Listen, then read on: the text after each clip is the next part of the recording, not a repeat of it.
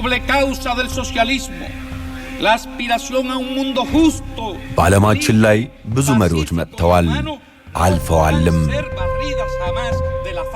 አንዳንዶቹ በክብር አንዳንዶቹ በውርደት። ነገር ግን እንደ ፊደል ካስትሮ ዓለምን ለሁለት የከፈለ ለ60 ዓመታት ከሞት ጋር ድብብቆሽ የተጫወተ ሰው የለም። ለብዙዎች እሱ የድሆች ጠበቃ ነው፣ ለሌሎቹ ደግሞ የዲያብሎስ መልእክተኛ። ዛሬ የምንጀምረው ጉዞ በደም በእንባና በማይበገረው የሰው ልጅ ፍላጎት የታጀበ ነው። ባለሀብት ሆኖ ተወልዶ ለምን ድህነትን መረጠ? 638 ጊዜ ሊገደል ሲሞከር እንዴትስ ሊተርፍ ቻለ? ፊደል ካስትሮ የተወለደው በ1926 ዓመተ ምህረት በኩባ ምስራቃዊ ግዛት በምትገኝ ቢራን ነው። አባቱ አንጄል ካስትሮ ከስፔን የመጣ ትልቅ የመሬት ከበርቴም ነበር። ፊደል በቅንጦት ውስጥ አደገ። ጥሩ የሚባል ትምህርት ቤቶችም ተማረ። ነገር ግን ፊደል በቤታቸው ከሚሰሩ ምስኪን ሰራተኞች ጋር መጫወት ይወድ ነበር። የራሱን አባት ሀብት ሳይቀር ይጠላውም ነበር። በዩኒቨርሲቲ ያለ የሕግ ትምህርት ሲማር በኩባ የነበረውን የባቲስታን አምባገነን አገዛዝ ደሙን አፍልቶታል። ባቲስታ አሜሪካንን ደጅ እየጠና ኩባን የቁማርና የዝሙት መናኸሪያ ሲያደርጋት ካስትሮ ዝም ማለት አልቻለም። ሕግን በሕግ ለመታገል ሞከረ፣ አልሆነም። እናም አንድ ቀን ማንም ያልጠበቀውን እርምጃ ለመውሰድ ወሰነ። ሰላማዊው የሕግ ጠበቃ የጥይት ጠበቃ ለመሆንም ቆረጠ። ሐምሌ 26 ቀን 1953 ዓመተ ምህረት ፊደል ካስትሮ 160 የሚሆኑ ወጣቶችንም ሰበሰበ። አብዛኞቹ ተማሪዎችና ሰራተኞችም ነበሩ። ዓላማቸው የባቲስታን ትልቁን ወታደራዊ ካምፕ ሞንካዳን መቆጣጠርም ነበር። ነገር ግን እቅዱ ከሸፈ። ወጣቶቹ በመሳሪያ እጥረት እና ባልተጠበቀ ጥቃትም ተጨፈጨፉ። በዚያም ምሽት በሞንካዳ አደባባይ የፈሰሰው የንጹሃን ወጣቶች ደም መላው ኩባን አስለቀሰ። ፊደል ጓደኞቹ ሲረግፉ እያየ ወደ ጫካም ሸሸ። ካስትሮ ተያዘ። ፖሊሶች ሊገድሉት ሲሉ አንድ መኮንን አተኩሱ፣ ሐሳቡን መግደል አይቻልም ብሎ ማዳነው። ፍርድ ቤት ሲቀርብ ግን ያ ታሪካዊ ንግግሩንም አደረገ። ዛሬ እኔ ልትቀጡኝ ትችላላችሁ፣ ነገር ግን ታሪክ ነፃ ያወጣኛልም አለ። በ15 ዓመት እስራትም ተቀጥቶ ወደ እስር ቤቱ ደሴት ተላከ። ከ2 ዓመት እስራት በኋላ በይቅርታም ተፈታ። ነገር ግን ኩባ ውስጥ መቆየት አልቻለም ነበር። ወደ ሜክሲኮም ተሰደደ። እዚያም በታሪክ ውስጥ ትልቅ አሻራ የጣለውን አንድ ሰው አገኘ። ስሙ ሃርኔስቶ ቼኩቬራ ይባላል። ቼኩቬራና ፊደል ካስትሮ በአንድ ትንሽ ቤት ውስጥ ለወራት ተቀመጡ። ሲጋራ እያጨሱ ስለ ነፃነትና ስለ አብዮት ሌሊቱን ሙሉ ይወያዩም ነበር። ካስትሮ አንድ አሮጌ ጀልባም ገዛ። ስሟ ግራናማ ትባላለች። 82 ሰዎችን ብቻ ጭኖ ወደ ኩባ ባህርም ዳር ተጓዘ። ጉዞው ሲኦል ነበር። ጀልባዋ ልትሰምጥ ደረሰች። ባህር ዳርቻ ሲደርሱ የባቲስታን ሰራዊት እየጠበቃቸውም ነበር። ጥይት እንደ ዝናብ ዘነበባቸው። ከ82 ወታደሮች ውስጥ የተረፉት 12ቱ ብቻ ነበሩ። ቼኩቬራ ቆሰለ። ፊደል ግን ተስፋ አልቆረጠም። አሁን 12 ከሆንን ኩባን ነፃ ለማውጣት እንበቃለንም ብሎ አሰበ። ዓለም ካስትሮ ሞታል ብላም አምና ነበር። በኩባ ቤተ መንግሥት ውስጥ ባቲስታን በደስታ ወይን ይጠጣም ነበረ። ነገር ግን በሲየር ማይስትራ ተራራዎች ውስጥ በጭጋግና በዛፎች መሃል አንድ ተአምር እየተከሰተ ነበር። ፊደል ካስትሮ ከሞት አፋፍ ተመልሶ በታሪክ ታይቶ የማይታወቀውን የጫካ መንግሥትም መሰረተ።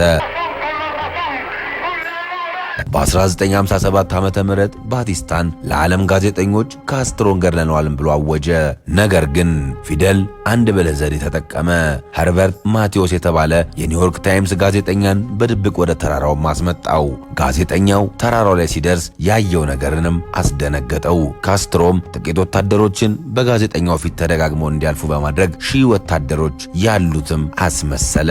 ጋዜጠኛው ወደ አሜሪካ ተመልሶ ካስትሮ በሕይወት አለ፣ እሱ የኩባ ሮቢን ሁድ ነው ብሎም ጻፈ። ይህ ዜና እንደ ሰደድ እሳትም ተሰራጨ።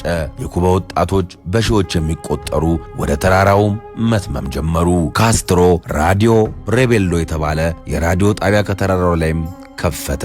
የድሆች ድምፅም ሆነ። ባቲስታ ሰራዊቱ ቢበዛም ልቡ ግን በድንጋጤ መምታት ጀመረ። ታኅሳስ 31 1958 ዓመተ ምህረት መላው ዓለም አዲሱን ዓመት ሊቀበል ሲዘጋጅ በኩባ ቤተ መንግሥት ውስጥ ግን ለቅሶ ነበር። የካስትሮ ወታደሮች ሃቫና ደጃፍ ደረሱ። ቼኩቬራ ሳንታ ክራና የተባለችውን ከተማ በድፍረትም ተቆጣጠረ። ባቲስታ እኩለ ሌሊት ላይ በድብቅ አውሮፕላን ተሳፍሮ ሀገሪቱን ጥሎም ፈረጠጠ።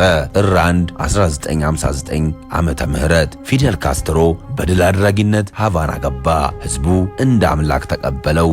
ነጭ እርግቦች በካስትሮ ትከሻ ላይ ማረፉ።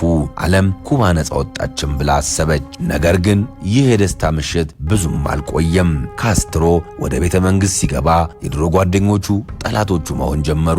የሞት ፍርደኞች ተጀመሩ። በሺዎች የሚቆጠሩ የባቲስታን ደጋፊዎች ያለ ርኅራኄ ተረሸኑ። ደስታው በደም መበከል ጀመረ። ካስትሮ አገርን ሲያሸንፍ ቤተሰቡን ግን አጣ። የገዛ እህቱ ጆዋኒታ ካስትሮ ወንድሟን መቃወም ጀመረች። ፊደል ወደ ኮሚኒዝም እየሄደ ነው፣ ሕዝቡን እየጨቆነ ነውም ብላ ማሰብ ጀመረች። ጆዋኒታ በድብቅ ለሲአይኤ መስራት ጀመረች። ወንድሟን ለመጣል ከጠላቶች ጋርም ነበረች። በመጨረሻም ኩባን ጥላ ስትሰደድ እንዲህም አለች፣ ወንድሜን እወደዋለሁ ግን ያደረገውን ነገር እጠላለሁ እቃወማለሁም ብላ ነበረ።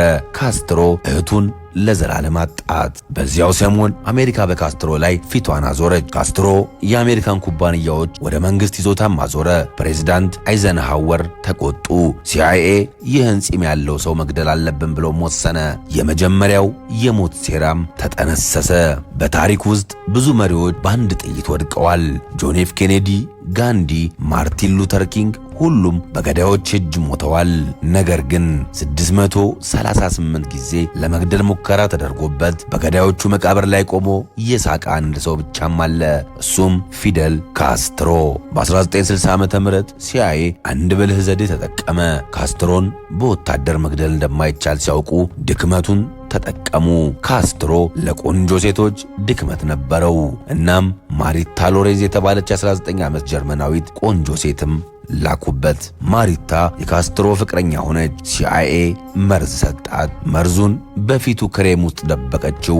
ነገር ግን ካስትሮ አንድ ምሽት አወቀባት። ማሪታ ልትገድለው ስትል ካስትሮ ሽጉጡን አውጥቶ ሰጣትና ልትገድኝ ከመጣሽ ግደኝ አላት። ማሪታ ግን ሽጉጡን ይዛ ተንቀጠቀጠች። ፊደል አልችልም ብላ በእግሩ ስር ወደቀች። መርዙን ወደ መጸዳጃ ቤትም ደፋችው። ካስትሮ ለፍቅር ሲል ከሞት ተረፈ።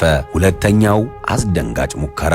ይህ ሙከራ ካስትሮን ለሞት እጅግ በጣም አቅርቦት የነበረም ክስተት ነው። በ1963 ካስትሮ ሁልጊዜ ሃቫና ሊብሬ በተባለች ሆቴል የቸኮሌት ወተት መጠጣት ይወድ ነበር። ሲአይኤ በአገልጋይነት የተቀጠረው ሰላይ በመጠቀም መርዛማ ኪኒን ወደ መጠጡ እንዲጨምር ማዘዘች። ነገር ግን ተአምር ሆነ። ኪኒኑ በበረዶ መያዣው ውስጥ ተጣብቆ ስለነበር ቅጥሩ አገልጋይ ሊያወጣው ሲታገል ኪኒኑ ተሰባብሮ ፈሰሰ። ካስትሮ መርዙ የሌለበትን ወተት እየጠጣ በሰላም ወጣ። የ638ቱ ሙከራዎች ውድቀት በዚህ መልኩ ቀጠለ። ካስትሮን መግደል ያቃታቸው አሜሪካኖች ሙከራቸውን ቀጠሉ። ካስትሮ ባህር ውስጥ መዋኘትና አሳ ማጥመድ በጣም ይወድ ነበር። ሲአይኤ ይህንን በማጥናት አንድ እጅግ በጣም ቆንጆ የሆነ የባህር ዛጎል አዘጋጀች። ዛጎል ውስጥ ኃይለኛ ፈንጂ ተቀብሮም ነበር። እቅዳቸውም ካስትሮ ዛጎሉን ውበቱን አይቶ ለማንሳት ሲሞክር እንዲፈነዳም ነበር። ነገር ግን ካስትሮ በዚያን ቀን ለመዋኘት አልወደደም፣ ወይም ደግሞ ዛጎሉን አላየውም። ሞት እንደገና በቅርብ ርቀት ሳተችው። ሌላኛው ሙከራም ቀጠለ። ፊደል ካስትሮ ሲባል ሲጋራ አይለየውም። ሲአይኤ ቦቱሊነም የተባለ እጅግ ገዳይ መርዝ ያለበት ሲጋራ አዘጋጅቶ ወደ ካስትሮ ቢሮ እንዲገባም አደረገች። አንድ ጊዜ ሲጋራውን ወደ አፉ ቢያስገባ በሰከንዶች ውስጥ ይሞት ነበር። ነገር ግን የሚገርመው ነገር ያንኑ ሰሞን ካስትሮ ለጤናው ሲል ሲጋራ ማጨስ ለማቆም ወሰነ። መርዛማው ሲጋራ ሳይነካው ጠረጴዛው ላይም ቀረ። አሁንም ተስፋ ያልቆረጠችው አሜሪካ ሴራዋን ቀጠለች። ይህ ሙከራ የታቀደው አሜሪካዊ ፕሬዝዳንት ጆን ኤፍ ኬኔዲ በተገደሉበትም ቀን ነበር። አንድ የኩባ ባለስልጣን በፓሪስ ከሲአይኤ ወኪል ጋር ተገናኘ። ወኪሉ እጅግ በጣም ስስ የሆነ መርፌ የተገጠመለት እስክሪብቶም ሰጠው። ካስትሮን ዝም ብሎ በመውጋት መርዙ እንዲረጭበትም ነበር የታቀደው። ነገር ግን ኬኔዲ መገደላቸው ሲሰሙ ኦፕሬሽኑ በድንገት ተሰረዘ። ካስትሮ እንደገና ተረፈ። ካስትሮ ግን የሰይጣን እድል ነበረው። አሜሪካ በኩባ ስደተኞች አማካኝነት የአሳማዎች ባህረ ሰላጤ ወይም ባይ ኦፍ ፒግስ ወረራን ፈጸመች። ካስትሮ ግን በ3 ቀን ውስጥ ድል አደረጋቸው። ይህ ውርደት አሜሪካን ይበልጥ አስቆጣት። በ1962 ዓ.ም ዓለም ወደ መጨረሻ ጦርነት ተቃረበች። ካስትሮ የሶቪየት የኒኩሌር ሚሳኤሎችን በኩባ ምድር ላይ ማቆመ። ፕሬዝዳንት ኬኔዲ ሚሳኤሉን ካላነሳችሁ ጦርነት እንጀምራለንም አሉ። ለ13 ቀናት ዓለም ትንፋሿን አጥፋ ጠበቀች። የሰው ልጅ ሊጠፋ ጥቂት ሰከንዶችም ቀርተውት ነበር። በመጨረሻም ሶቪየት ኅብረት ሚሳኤሉን አነሳች። ካስትሮ ግን ተቆጣ። ያለኔ ፍቃድ እንዴት ታነሳላችሁም አለ። ካስትሮ አሁን በሁለት ኃያላን ሀገራት መሃል እንደ ኳስ ተጫወቱበት። በዚያም ምሽት ካስትሮ በቤተ መንግሥት ውስጥ ብቻውን ሆኖ አለቀሰ። ጀግናው ካስትሮ አሁን በራሱ ጠባቂዎች ላይ እንኳን መተማመን አቃተው። በ1980 ዓ.ም በኩባ ያለው ኑሮ መራር ሆነ። ካስትሮ መሄድ የሚፈልግ ሰው መሄድ ይችላል ብሎም አወጀ። በሺዎች የሚቆጠሩ ኩባውያን ወደ ማሪያ ወደብ መትመም ጀመሩ። የማሪያም ቦት ሊፍ ተጀመረ። ቤተሰቦች ተለያዩ። እናቶች ልጆቻቸውን በባህር ዳርቻ ላይ ቆመው ሲሰናበቱ ያወጡት ጩኸት እስከዛሬ በሃቫና ባህር ላይ የሚሰማ ይመስላል። የ125,000 ሰዎች በትንንሽ ጀልባዎች ወደ ማያሚ ተሰደዱ። ካስትሮ አገሩን ባዶ ያደረጋት ነበር። ካስትሮ ግን ጨከነ። ኩባን የማይወዱት ይሄዱም አለ። ነገር ግን ልቡ ውስጥ ትልቅ ስብራት ነበር። የቅርብ ጓደኞቹ እየከዱት ነበር። ቼኩቬራ ወደ ቦሊቪያ ሄዶ ተገደለ። ካስትሮ ትልቁን ወንድሙን አጣ። አሁን ካስትሮ ብቻውን ነው። ዙሪያውን የሞት ጥላና የክህደት ጭጋግም ከበውታል። 638 የሞት ሴራዎችን ያሸነፈው አሜሪካን ለግማሽ ክፍለ ዘመን ያስጨነቀው እና ሞትን ጓደኛው ያደረገ ያ ኃያል ሰው በመጨረሻ አንድ የማይሸነፍ ጠላት መጣበት። እሱም ጊዜ ነው። ጊዜ ለማንም አይራራም። ለጀግናም፣ ለአምባገነንም፣ ለድሃም፣ ለሀብታምም፣ ለንጉስም። ሐምሌ 2006 ዓ.ም ፊደል ካስትሮ በድንገት ከህዝብ እይታ ጠፋ። በጽኑ ታሟል የሚለው ወሬ መላው ዓለምን አዳረሰ። ሲአይኤ በቃ አሁን ሊሞት ነው ብሎም ጠበቀ። ነገር ግን ካስትሮ አሁንም አልሞተም ነበር። ከባድ ጨጓራ ቀዶ ጥገናም ተደረገለት። ያ ሁል ጊዜ ወታደራዊ ልብስ የሚለብሰው ካስትሮ አሁን ግን የአዲዳስ የስፖርት ልብስ ለብሶ በቲቪ ታየ። በጣም ከስቷል። ድምፁ ይንቀጠቀጣል። እጆቹ ይረግዳሉ። የኩባ ሕዝብ ይህን ሲያይደነገጠ አባታችን እያለቀሰ ነው ብለው ማልቀስም ጀመሩ። በ2008 ዓ.ም ካስትሮ አንድ አስደንጋጭ ደብዳቤ ጻፈ። ዳግመኛ ስልጣን አልቀበልም አለ። ለ49 ዓመታት የጨበጠውን በትር ለወንድሙ ለራውል ካስትሮ ማስረከበ። ያ ኃያል መሪ አሁን በአንድ ትንሽ ክፍል ውስጥ ተገሎ መኖር ጀመረ።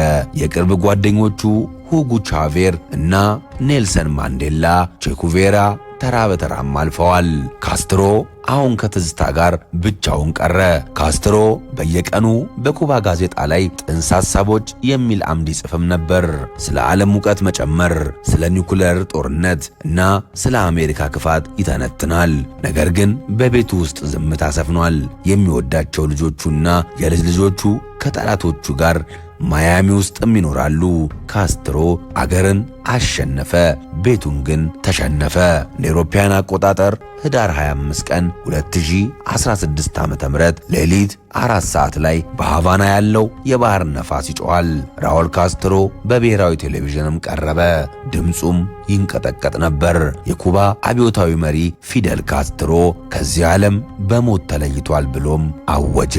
ካስትሮ ሲሞት ዓለም ለሁለት ተከፈለች። በሃቫና ጎዳናዎች ላይ 9 ቀን የለቅሶ አዋጅም ታወጀ። ወጣቶች በመንገድ ላይ ተዘርረው ያለቅሱም ነበር። እኔ ፊደል ነኝ የሚል ጩኸትም ተሰማ።